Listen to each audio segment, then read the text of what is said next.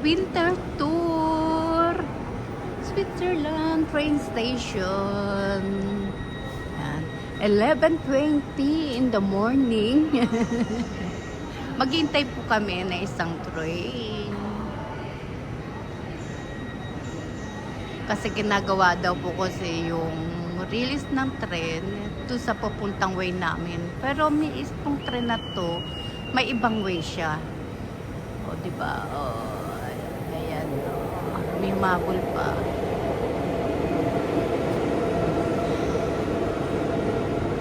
Ito pong train na to, merong restaurant, may playground, double-deck train, may toilet, ayan po. At pwede kayong mag-charge. Hindi nga lang libre internet. Pero dito sa train station, lahat ng train station, may libre internet. Ayan. And then, ano pa? First class tsaka second class. Pero ang ticket ko po ay second class. Ayan. Mahal naman kasi yung first class.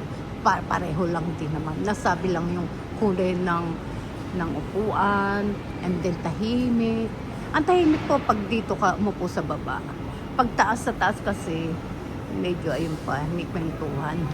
Ayan, pwede yung pang baby na rolls, na wagili, ayan yung restaurant. Ayan, o diba? Tapos, yung playground, ayan, ng playground sa pinakadulo. Asa yung playground? Ay, nasa dulo, kabila. Diba? Malaki rin tong train station po rito. Oo. Kasi hanggang 1, 2, 3, 4, 5, 6 na ano siya, na linya. Nandito tayo sa number 4. O, diba?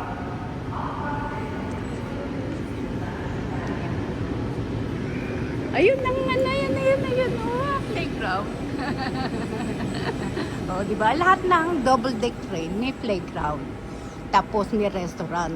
Pero yung wala yung single na train lang, katulad po nito, wala siyang restaurant.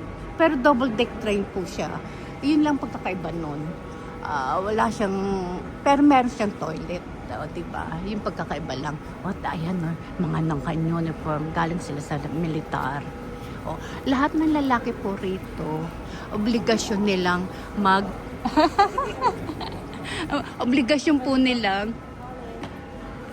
obligasyon nila dumumi, kailangan pulutin ang dumi. Ganun po din ang policy pag dumumi ang aso. 'Di ba?